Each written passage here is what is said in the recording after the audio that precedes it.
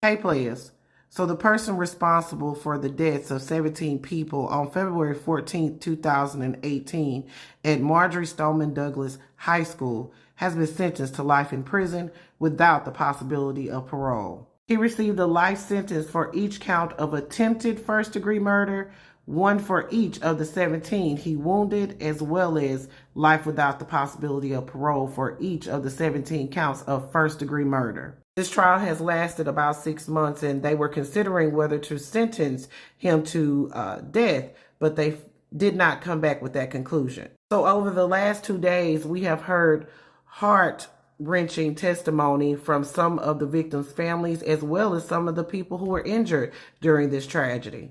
You don't know me, but you tried to kill me. I will have a scar on my arm in the memory of you pointing your gun at me, ingrained in my brain forever. When you die, it is my fondest hope that they take you and and burn you and take your ashes and throw them in the garbage dump. You know why? Because garbage to garbage. You should write a book on how you and your defense counsel beat the judicial system and got away with murder. And speaking of the judicial system, the Florida Supreme Court should look at the law that was changed in 2016 that allows the minority rule in the case of a death sentence. Parkland murderer did have love in his life. He even had a girlfriend. But you can't fix evil. It is such a disservice to people that are struggling with mental illness to use that as a mitigator for what he did.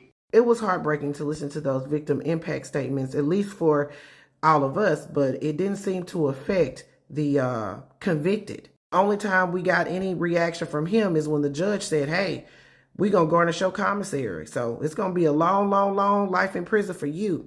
The Florida equivalent of the Son of Sam law, which means, Mr. Cruz, you will not be able to benefit in any way as far as monies are concerned as to the crimes that you committed. In addition, I am going to order the Department of Corrections to garnish the commissary account of Mr. Cruz until all of restitution and costs of prosecution and costs of the sheriff's office are paid in full. The Department of Corrections, I don't know where you're going, but they can assign that duty to their local office. Players, put your thoughts in the comments. This is Double D Mo for the